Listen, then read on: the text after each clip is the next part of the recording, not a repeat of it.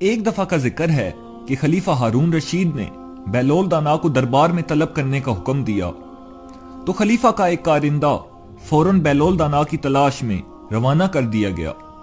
بہلول دانا اسے کہیں بھی نہ ملے، نہ وہ اس ویران کھنڈر میں تھے جو ان کا بسیرا تھا، نہ ہی وہ اس قبرستان میں تھے جہاں وہ اکثر کسی سوچ میں غرق بیٹھے رہتے تھے۔ تو کسی نے اس کارندے کو بتایا کہ بہلول دانا کو مسجد کی طرف جاتے ہوئے دیکھا گیا ہے۔ تو کارندہ بھی مسجد کی طرف چل پڑا۔ ابھی وہ راستے میں ہی تھا کہ اس نے دیکھا کہ بہلول دانا اپنے جوتے ہاتھ میں لیے، چھڑی بغل میں دبائے، گرتے پڑتے مسجد سے باہر نکلے اور جس طرف ان کا منہ اٹھا بھاگتے چلے گئے۔ ان کے پیچھے ایک شور بلند ہوا، پکڑنا، دیکھو جانے نہ پائے، پکڑو اس دیوانے کو، اس گستاخ کی خبر لو۔ کچھ نوجوان طالب علم مسجد سے نکلے اور شور کرتے ہوئے بہلول کا پیچھا کرنے لگے۔ بہلول دانا خود کو سنبھالتے ان لڑکوں کی پہنچ سے دور نکلنے کی کوشش کر رہے تھے، لیکن بالآخر ان لڑکوں کی تیز رفتاری نے انہیں پکڑ لیا اور وہ بہلول دانا کی پٹائی کرنے لگے۔ او گستاخ، تیری اتنی جرت کہ تو نے ہمارے استاد کو مٹی کا ڈھیلا مارا، ہم تجھے زندہ نہیں چھوڑیں گے، تیری جان لے لیں گے، جاہل دیوانے۔ تو حضرت بہلول دہائی دینے لگے، ہاں ہاں میں نے اس کو مارا ہے، میں کب انکار کرتا ہوں، لیکن اس کو لگا کہاں ہے؟ اگر اسے لگا بھی ہے تو اسے کوئی تکلیف نہیں ہوئی، تم خواہ مخواہ شور کر رہے ہو، ہٹو پیچھے، چھوڑو مجھے۔ ہارون کا کارندہ بھاگ کر قریب پہنچا اور بیچ بچاؤ کراتے ہوئے بولا، تم لوگ کیوں اس دیوانے کے پیچھے پڑے ہو؟ کچھ انصاف سے کام لو، تم لوگ اتنے سارے ہو اور یہ بیچارہ اکیلا، پہلے بتاؤ تو صحیح کہ ہوا کیا ہے۔ تو وہ لڑکے غصے سے بولے، یہ پوچھیں کہ کیا نہیں ہوا؟ اس دیوانے نے ہمارے استاد محترم امام ابو حنیفہ کو مٹی کا ڈھیلا کھینچ مارا ہے جو سیدھا ان کی پیشانی پر لگا، ہم اس کو ہرگز نہیں چھوڑیں گے۔ ان لڑکوں نے پھر بہلول دانا کو پکڑ لیا۔ تو ہارون کے کارندے نے ان کو روک دیا اور بولا، مگر ہوا کیا تھا؟ کیا ان کے ساتھ بہلول کا کوئی جھگڑا ہوا تھا؟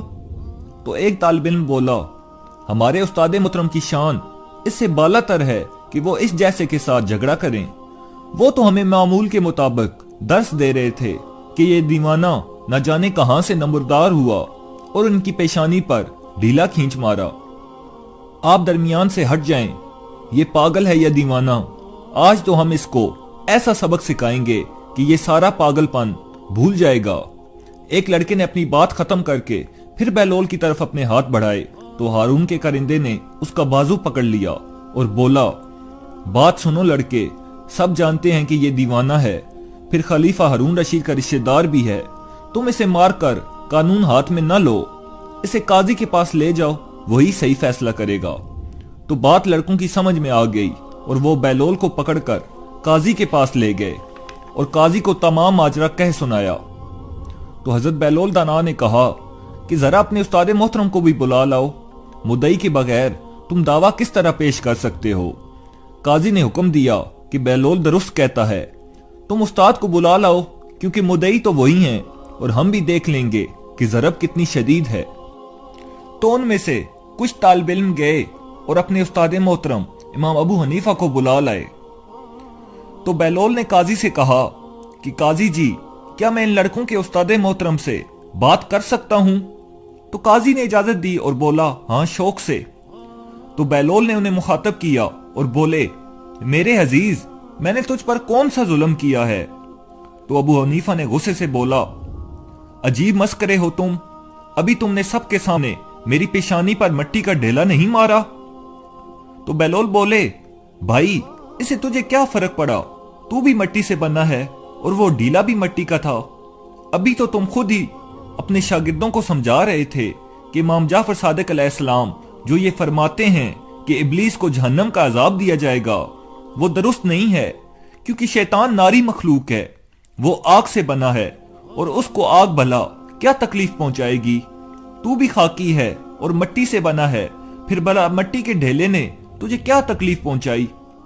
تو ابو حنیفہ نے ناگواری سے کہا، فضول باتیں مت کرو، تم نے وہ ڈھیلا اتنی زور سے مارا ہے کہ میری پیشانی اور سر میں درد ہو رہا ہے۔ تو بہلول نے ترکی بترکی جواب دیا، آپ بھی غلط بیانی نہ کریں اعلیٰ حضرت، اگر آپ کی پیشانی میں درد ہے تو وہ ہمیں نظر کیوں نہیں آتا؟ تو امام ابو حنیفہ نے ناگواری سے جواب دیا، او ہو، کس احمق سے پالا پڑا ہے، عقل مند آدمی، کیا کبھی درد بھی کسی کو نظر آیا ہے؟ تو بہلول دانا بولے، قبلہ استاد صاحب، ابھی تو آپ اپنے شاگردوں سے فرما رہے تھے کہ امام جعفر صادق علیہ السلام جو فرماتے ہیں کہ خدا کو دیکھنا ممکن نہیں، میں اس بات کو نہیں مانتا، بھلا جو چیز موجود ہے اسے نظر آنا چاہیے، اس لیے خدا کو دیکھنا ممکن ہے۔ تو اگر آپ کے سر مبارک میں درد ہو رہا ہے تو اسے ہمیں بھی دکھائیں۔ تو ابو حنیفہ زچ ہو گئے اور قاضی سے بولے، قاضی صاحب، یہ دیوانہ تو یوں ہی ادھر ادھر کی ہانک رہا ہے، اس نے سب کے سامنے مجھے پتھر مارا ہے، آپ گواہیاں لے کر اس سزا دیں اور کاروائی ختم کر دیں۔ تو حضرت بہلول دانا بولے، یا حضرت، اگر مجھ ناچیز نے آپ کو مٹی کا ڈھیلا مار بھی دیا ہے تو اس میں مجھ دیوانے کا کیا قصور؟